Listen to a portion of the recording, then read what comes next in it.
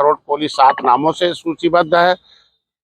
संविधान में सुरक्षित है, इसका नौकरी सुरक्षित है, लोकसभा, विधानसभा, विधान परिषद सुरक्षित है, इनके सम्मान सुरक्षित हैं, इनकी इज्जत सुरक्षित है, इनके पैसे, इनके धन भी सुरक्षित हैं।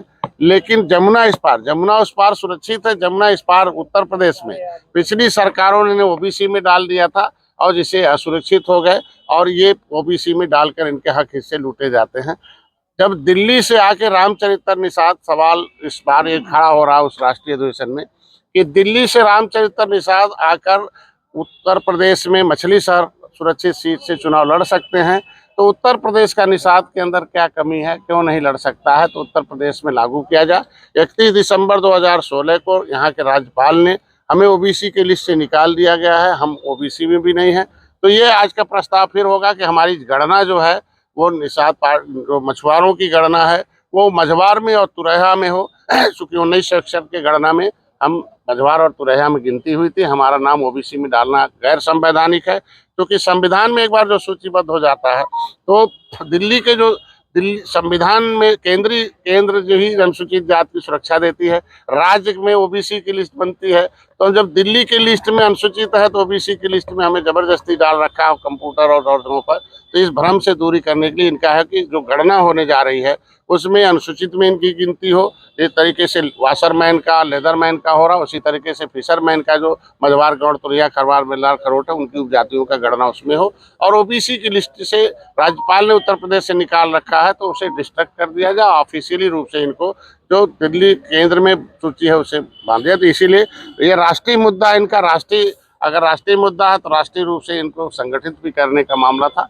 तो इस राजनीतिक रूप से पहली बार, सामाजिक रूप से तो मालवंकर हाल में कई बार मीटिंगें हुई, हम लोग नैफ के माध्यम से किए थे, बी रामचंद्रन राव थे उस समय। लेकिन अभी राजनीतिक रूप से पूरे देश के मछुआरों के साथ अन्य जातियों को, निषाद पार्टी में ढेर सारे और लोग हैं जो इनके देश को आज़ाद कराने वाले लोगों को सम्मान दिलाना चाहते हैं, उत्तर प्रदेश में फिर से आर्थिक सुधार लाना चाहते हैं, शांति लाना चाहते हैं सभी को।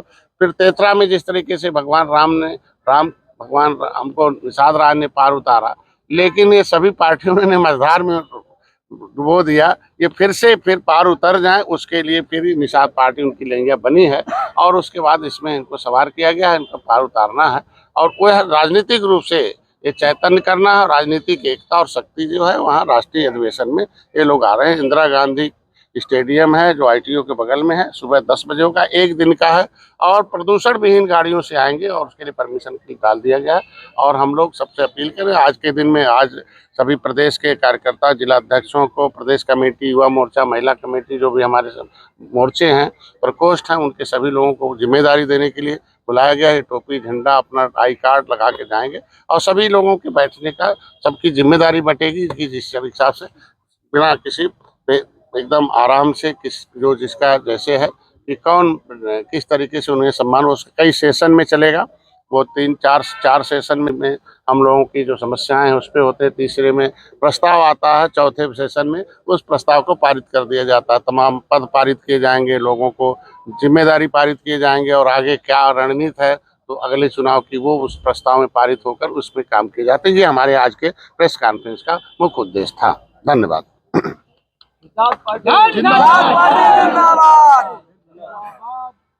मामला डॉक्टर संजय कुमार निषाद।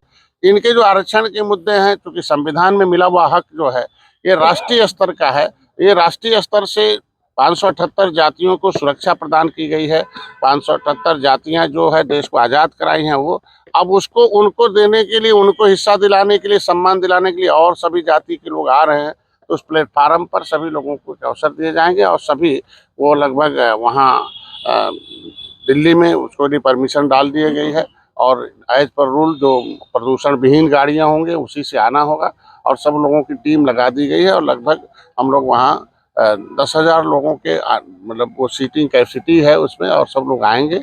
और इस निषाद पार्टी में इस सफ़र को याद करेंगे। फिर आगे हम लोगों ने किस तरह से यहाँ काम किया, आगे कौन सी रणनीति बनेगी, तमाम प्रस्ताव आते हैं, उसका समर्थन होता है, कुछ प्रस्ताव पास हो जाते हैं, तो उस पर विचार के लिए आ जाते हैं और नई पीढ़ी को सिखाने का भी अवसर मिलता है राष्ट्रीय अधिवेशन में कि आगे उस पर आएंगे तो किस तरीके से इस पार्टी को आगे बढ़ाएंगे और किस तरीके से इस पार्टी के माध्यम से दिल्ली देश के संविधान में मिला हुआ हक सभी जाति, सभी धर्म, सभी वर्ग के लोग शांति कैसे आएंगे, ये उस उद्देश्य है। तो आज के प्रेस कॉन्फ्रेंस का प्रमुख उद्देश्य यही था कि उत्तर प्रदेश के लोग तो इकट्ठा होते ही थे, लेकिन राष्ट्रीय स्तर पर पहली बार है कि दिल्ली में पूरे और कई प्रदेशों के लोग आएंगे और वहाँ से दिल्ली, हरियाणा है, उत्तराखंड है, आपके राजस्थान है, दिल्ली है, मध्य प्रदेश है, छत्तीसगढ़ है, झारखंड है, बिहार है और हमारे जो है तेलंगाना है, आंध्र प्रदेश है, हमारे पास महाराष्ट्र है। ये सारी टीम, एक अच्छी टीम है हमारी। वहाँ चुनाव भी लड़ चुके हैं, जैसे अभी महाराष्ट्र में लोगों ने भी लड़ा था,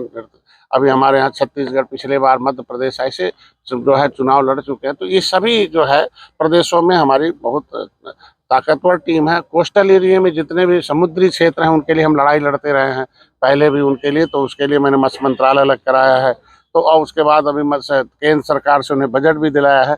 तो जब हमने लड़ाई लड़ा और इसी के आधार पर हमें political God father of fisherman की उपाधि दी, लगभग 14 देशों के लोग मिलके वर्ल्ड फिशरीज डे पर। तो उसके आधार पर हमारे सभी लोग, नैफ जो है नेशनल एसोसिएशन ऑफ फिशरमैन हमारा पुराना संगठन रहा है, जिसके आधार पर हम और राज्यों में खड़ा किए हैं।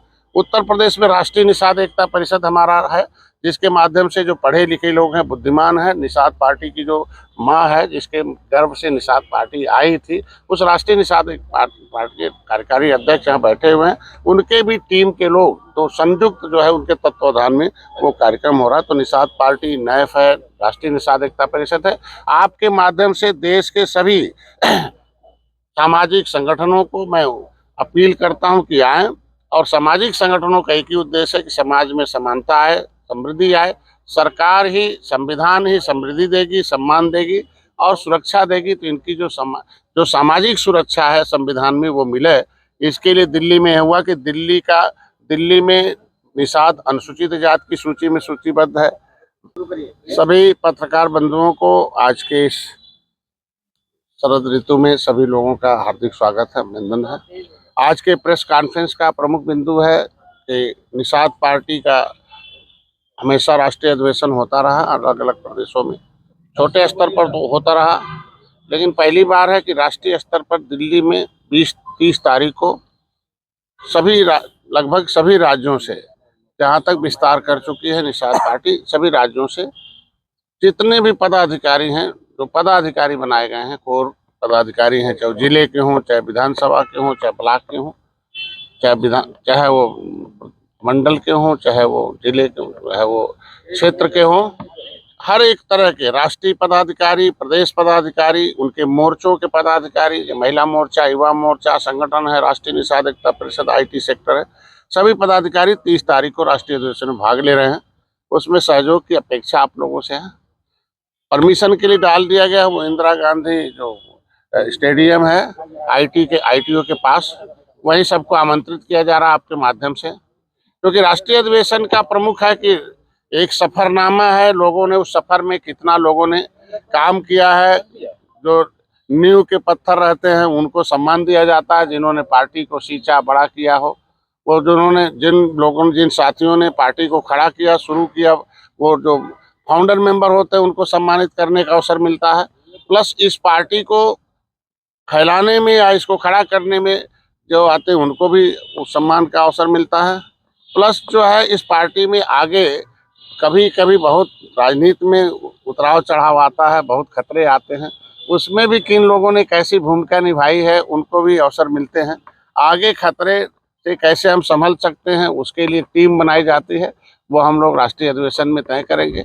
प्रस्ताव चूँकि हमेशा में बदलते हुए राजनीतिक परिवेश में हमेशा उस नियमों में बदलाव लाने पड़ते हैं, जो भारतीय संविधान के धारा लोक प्रतिनिधित्व का जो कानून बना हुआ, जो चुनाव का, उसमें छूट है संविधान में कि आप राष्ट्रीय अधिवेशन करके राष्ट्रीय प्रस्ताव ला करके लोगों को नए पद सृजित किया जाए। जैसे हमारे वहाँ सोशल मीडिया है, ITज है, तमाम और विंग है, प्रकोष्ठ हैं, ये सबको सब अब जुड़ना चाहते हैं।